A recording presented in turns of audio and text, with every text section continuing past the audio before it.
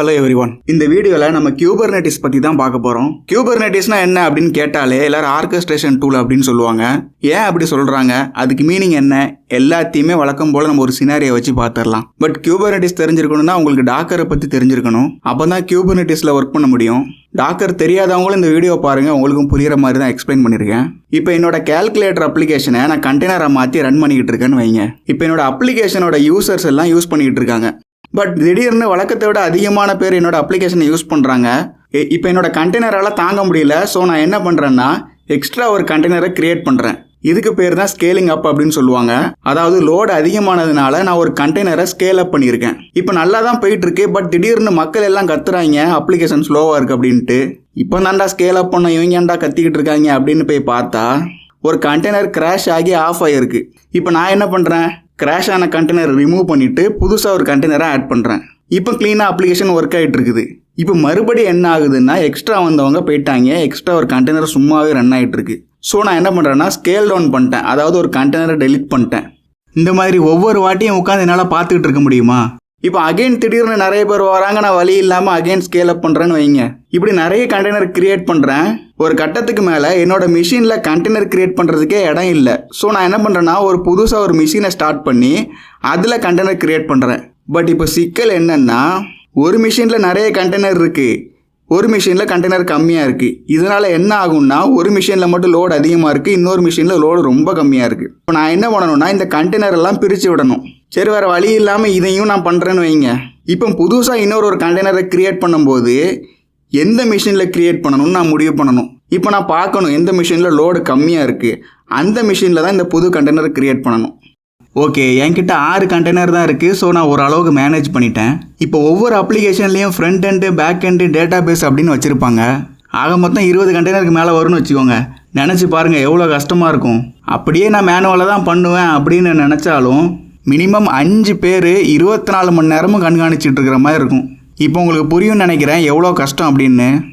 So நான் என்ன பண்ணுறேன்னா இதுக்காகவே ஒருத்தனை கூப்பிட்டு டேய் 24 மணி நேரமும் இவங்களை நீ வாட்ச் பண்ணிட்டே இரு அப்படின்னு சொல்லிட்டேன்.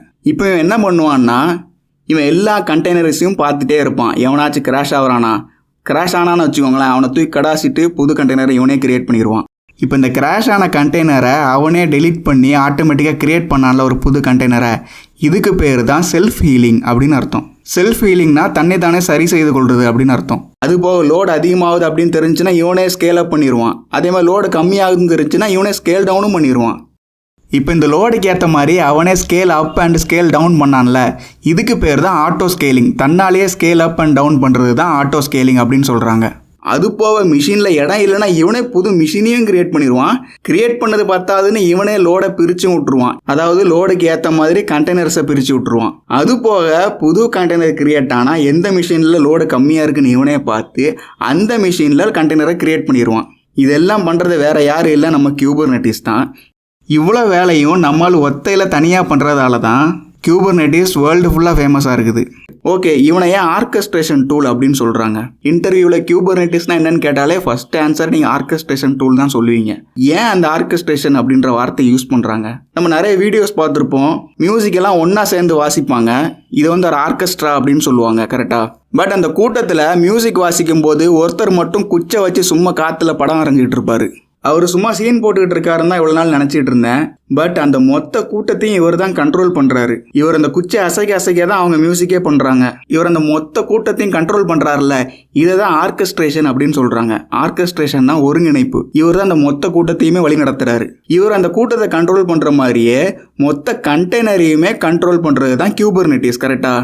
அதனால தான் கியூபர்நெட்டிஸை ஆர்கெஸ்ட்ரேஷன் டூல், அதாவது கண்டெய்னர் ஆர்கெஸ்ட்ரேஷன் டூல் அப்படின்னு சொல்கிறாங்க. கப்பலில் கண்டெய்னர் இருக்குது, அந்த கண்டெய்னரை வழி நடத்துகிற கேப்டன் தான் கியூபர்நெட்டிஸ். அதனால தான் கியூபர்நெட்டிஸோட லோகோவை பார்த்துருக்கீங்களா, கப்பலோட ஸ்டீரிங் மாதிரியே வச்சுருப்பாங்க. அண்ட் நான் இவ்வளோ நேரம் சொன்னது வந்து ஜஸ்ட் கியூபர்நெட்டிஸோட ட்ரெய்லர் தான். அவன் இன்னும் பயங்கரமாக நிறைய விஷயம் பண்ணியிருக்கான்.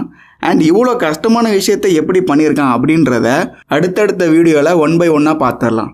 ஓகே, வீடியோ பிடிச்சிருந்தா லைக், ஷேர் அண்ட் சப்ஸ்கிரைப் பண்ணுங்கள். தேங்க்யூ.